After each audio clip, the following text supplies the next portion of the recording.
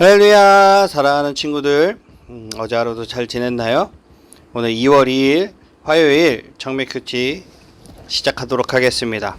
자, 오늘 본문 누가복음 10장 25절에서 42절의 말씀으로 너도 그렇게 하여라. 예수님은 이웃과 하나님을 사랑하는 방법을 알려주셨습니다. 도움이 필요한 사람을 만나면 멈춰서서 도와주고 말씀을 들을 기회가 생기면 그 자리에 머물러야 합니다.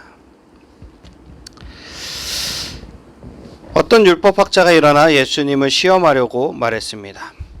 선생님, 제가 무엇을 하여야 영생을 얻을 수 있습니까? 예수님께서 그에게 물으셨습니다. 율법에 무엇이라 기록되어 있느냐? 너는 어떻게 읽었느냐? 율법학자가 대답하였습니다. 내 모든 마음과 모든 목숨과 모든 힘과 모든 뜻을 다해 주 내 하나님을 사랑하라고 하였고 또한 내 이웃을 내 몸과 같이 사랑하라고 하셨습니다. 예수님께서 그에게 말씀하셨습니다. 내 대답이 옳다. 이것을 행하여라. 그러면 살 것이다. 이 사람이 자기를 옳게 보이고 싶어서 예수님께 말하였습니다. 그러면 누가 제 이웃입니까? 누가 제 이웃입니까? 시작이 어떻게 되죠? 나로부터 시작을 하고 있어요. 율법사는 자신의 행함으로 영생을 얻기 위해 필요한 의를 얻었다고 생각했던 것 같아요. 그러나 슬프게도 그는 자기의 의를 볼 수 있는 눈을 크게 됐을지라도 거저 주시는 예수님의 은혜는 보지 못하는 영적인 소경이었습니다. 내 속에도 은근히 이 정도면 괜찮을 거야. 이 정도 기도하면 괜찮을 거야. 이 정도 말씀 받으니까 괜찮을 거야 하는 이런 마음이 있다면 아직도 영생을 선물로 주시는 하나님의 나라에서는 먼 사람입니다.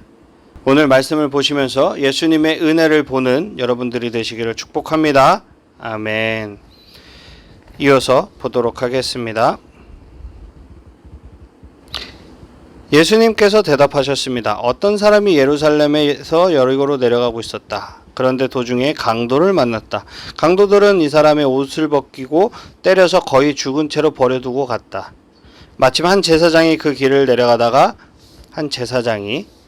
그 사람을 보고는 길 반대편으로 피해서 지나갔다. 어떤 레위인도 그곳에 와서 그 사람을 보고 길 반대편으로 피해서 지나갔다.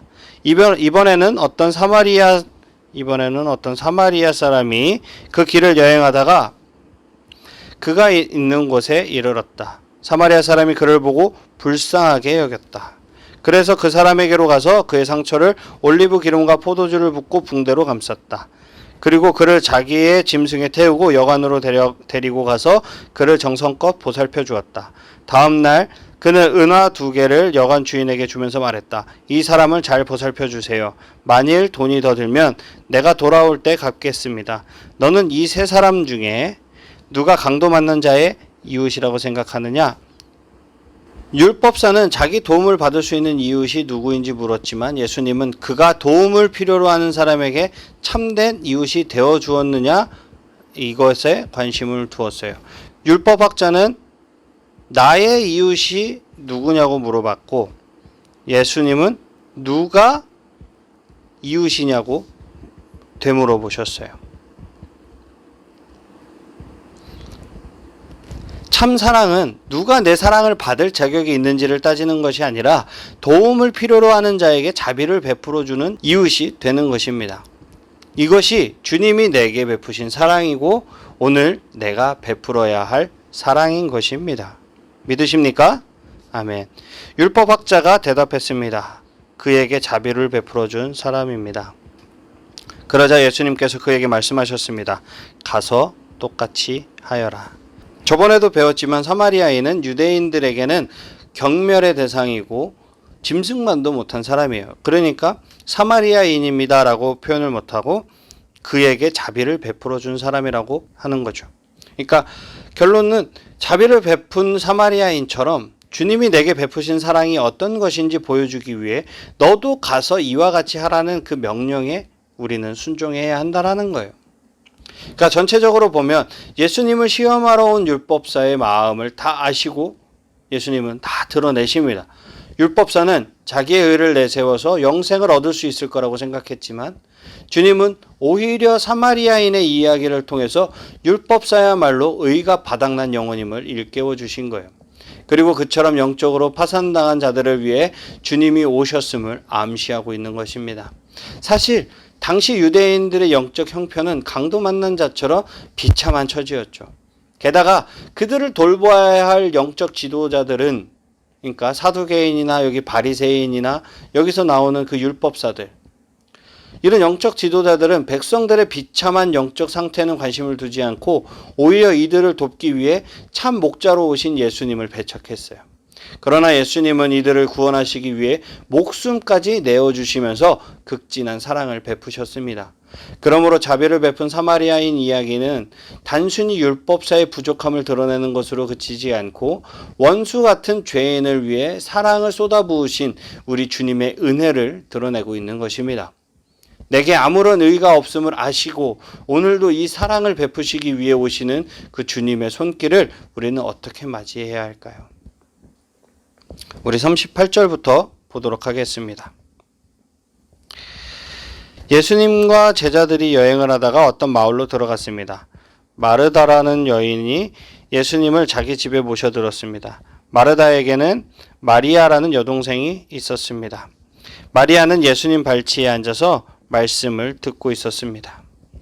70인의 전도자를 파송하시고 어느 집에 들어가시든지 평안의 복음을 전하여 영접하는 자의 집에 머물며 전도 사역을 계속하라고 말씀하신 주님이 몸소 그 일을 행하십니다. 예수님을 영접하는 그 마르다의 집에 들어가셔서 늘 가르치시던 천국 복음을 전하신 거죠.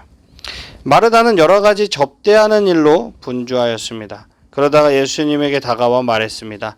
주님, 저 혼자 이 모든 접대를 하는데 제 동생이 저를 거들지 않는 것을 아무렇지도 않게 생각하십니까? 저를 도우라고 말씀해 주십시오. 그러나 주께서 마르다에게 말씀하셨습니다. 마르다야, 마르다야, 너는 너무 많은 일 때문에 걱정하며 안절부절 못하는구나. 그러나 필요한 일은 오직 한 가지뿐이다. 마리아는 그 좋은 쪽을 선택했으니 빼앗기지 않을 것이다. 예수님을 섬기기 위해 여러 가지 일로 분주한 마르다에게 한 가지가 빠졌다고 지적하십니다. 이는 단순히 말씀은 듣지 않고 봉사하는 것에 몰두하는 태도를 책망하신 것이 아니라 복음의 핵심인 그리스도의 은혜, 죄인을 사랑하시는 하나님의 사랑에 먼저 집중하기를 원하시는 그 마음이에요. 내가 열심히만 하면 기뻐하실 거란 생각에 너무 분주하지는 않나요? 마르다야, 마르다야, 꼭 있어야 할 한 가지가 없다. 꼭 부드럽게 책망하시는 주님의 음성을 들으시기를 축복합니다. 예수님이 방문하셨을 때 마리아는 그의 발 아래 앉아 말씀을 듣는 편을 선택했어요. 이는 자기에게 부족한 것이 무엇인 줄 아는 그 심령이 가난한 자의 모습이에요. 그래서 죄인을 살리시기 위해 주님이 그 자기 목숨을 내어주시는 섬김에 대한 그 말씀을 듣는 것이야말로 가장 우선적이고 반드시 필요한 한 가지라는 것을 알았습니다. 그러므로 이 태도는 봉사를 하지 않고 한가롭게 말씀만 들으려는 그런 얄미운 태도가 아니라 주님의 말씀에 자신을 던져 그 은혜를 빼앗기지 않으려고 적극적으로 경청하는 투사의 자세인 거예요. 나는 말씀에 대해, 은혜에 대해 어떤 자세를 취하고 있습니까? 예수님을 기쁘시게 하기 위해, 그를 섬기기 위해 온갖 일로 분주한 마르다는 어떤 의미에서 열심을 다해 하나님을 사랑하며 이웃을 사랑하려고 애썼던 율법사의 모습과 많이 비슷해요. 둘 다 힘을 다해 하나님을 섬기려고 했지만 한 가지가 빠져 있습니다. 그것은 하나님을 섬기기 전에 먼저 그들 자신이 하나님의 섬김을, 죽기까지 나를 섬기신 그 놀라운 하나님의 은혜를 받지 못한 사람이죠. 사랑을 하기 전에, 봉사를 하기 전에 먼저 이 사랑을 받으시기를 주님의 이름으로 축복합니다. 아멘. 오늘도 적용하기를 통해서 예수님은 어떤 분이시고 우리에게 주시는 교훈이 무엇인지 묵상하는 여러분들이 되시기를 축복합니다. 아멘. 남은 시간도 주님과 함께 승리하시기를 축복합니다. 아멘. 우리 친구들 내일 이 시간에 다시 만나요. 안녕.